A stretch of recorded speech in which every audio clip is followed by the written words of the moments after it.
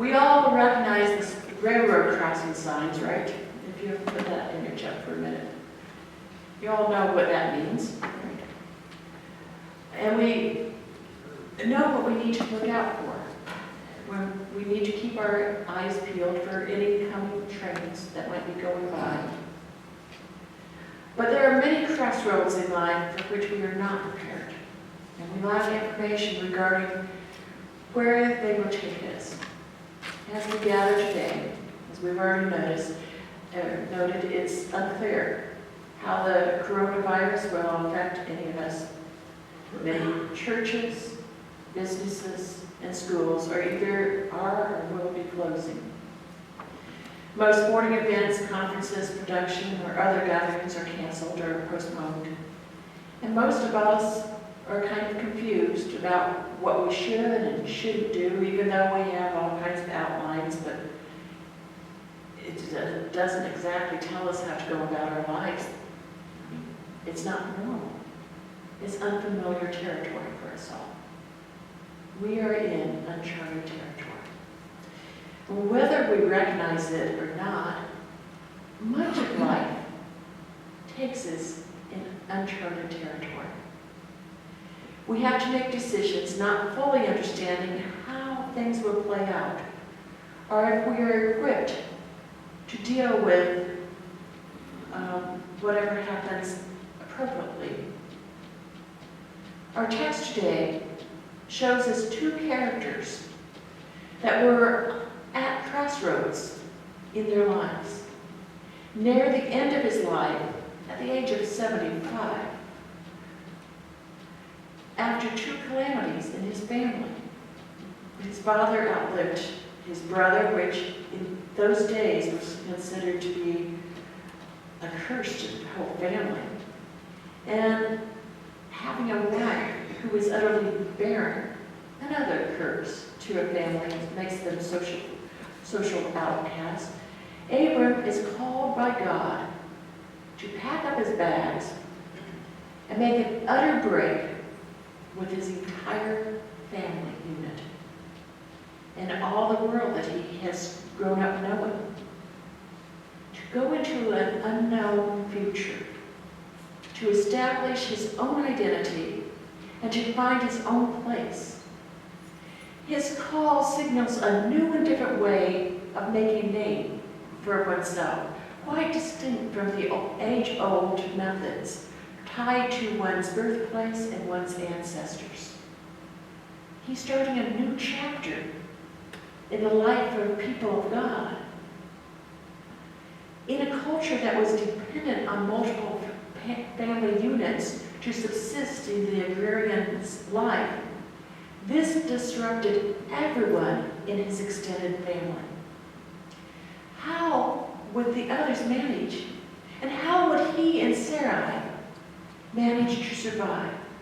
And how on earth could he become a great nation when she's barren and any hope of having children now that they're moving away and on the move, becoming nomadic?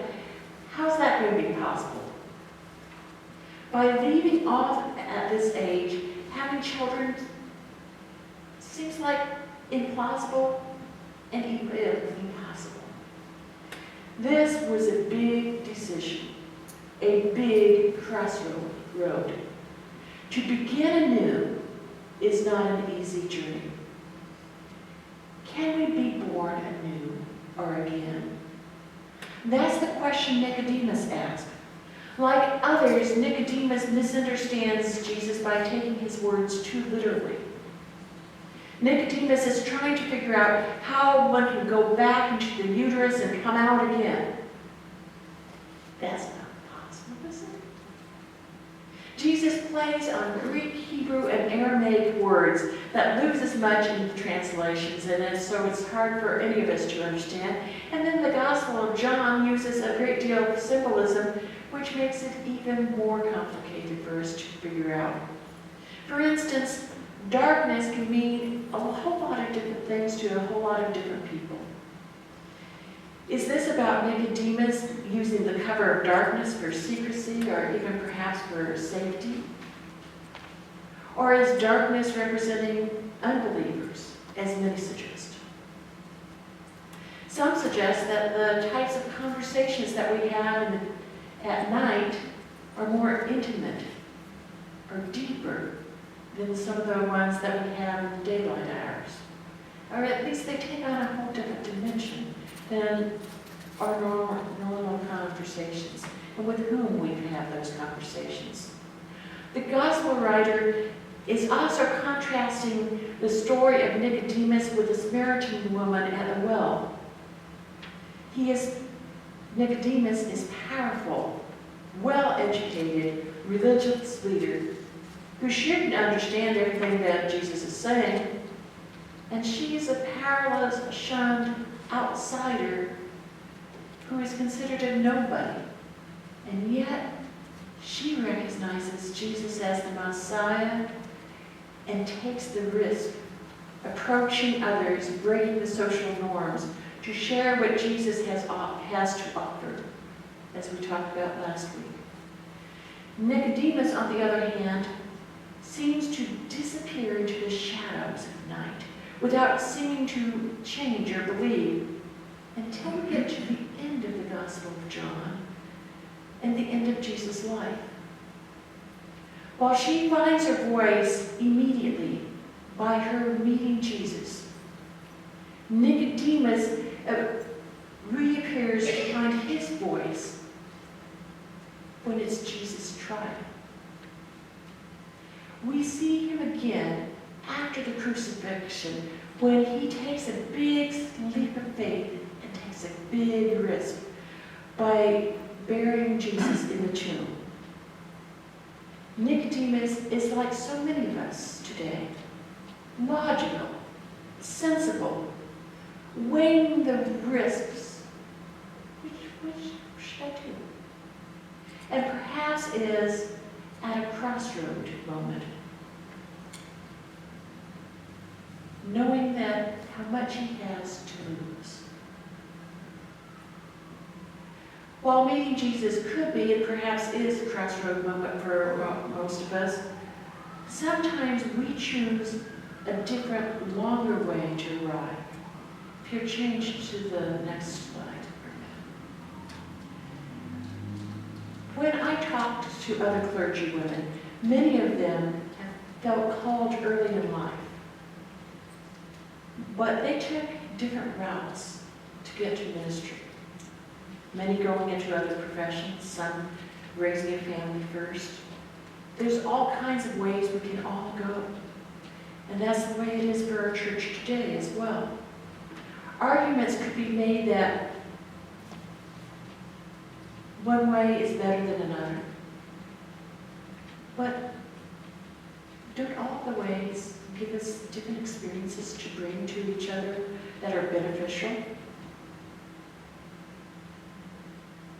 We as a community of faith, as a denomination, as a nation, and as a global community are at a crossroad. God offers us multiple routes that we could be taking. Some are easier than others. Some are long, scenic routes. You know, those detours I often take when I get lost. Some meander and some circle back to the crossroads again. Some are more faith-filled than others, as we recognize God's presence and seek God's guidance. This is seldom, the easiest route is seldom the best route for us, or the most apparent route. As Presbyterians, we discern God's will in the community. It takes longer than any of us want, and it requires active listening. It means asking deeper questions and hearing uncomfortable answers, even painful truth. We need to pay attention. What is God telling us? Sometimes when I feel lost, often when someone passes away, God speaks in strange ways. Sometimes sometimes through Scripture, sometimes through listening to other people, even unlikely people, and often in surprising ways. But I believe God is still speaking to us today, regardless of what happens, regardless of how much space is between us. We still can connect and know that God is present. These crossroad moments change us as we recognize, maybe not right away, but eventually, that God was there in our very midst, whether we saw it or not. And God has this mysterious activity going on that we can't always figure out. But God is with us.